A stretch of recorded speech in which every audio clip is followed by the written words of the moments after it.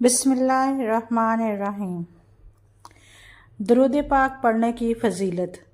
علامہ اقبال رحمۃ اللہ علیہ سے کسی نے پوچھا کہ آپ نے کسی مدرسے میں پڑھے اور نہ ہی درس نظامی کی تو آپ کو علامہ کیوں کہا جاتا ہے؟ علامہ اقبال رحمۃ اللہ علیہ نے فرمایا کہ واقعی میں نے کوئی عالم فاضل کا کورس نہیں کیا، لیکن بات اصل میں کچھ اور ہے۔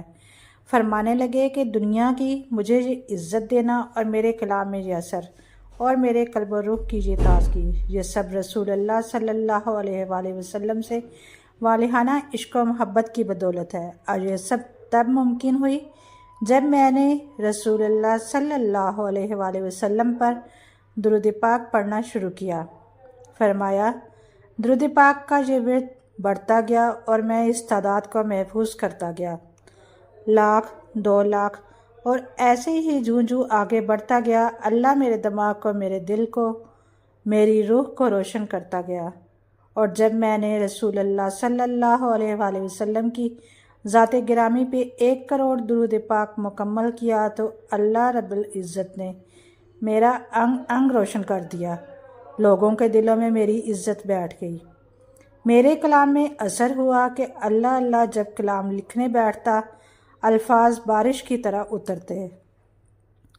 اس کے بعد علامہ صاحب درود پاک تواتر سے پڑھتے۔ بس یہی راز تھا جو علامہ محمد اقبال رحمۃ اللہ علیہ نے ہم پر آشکار کر دیا۔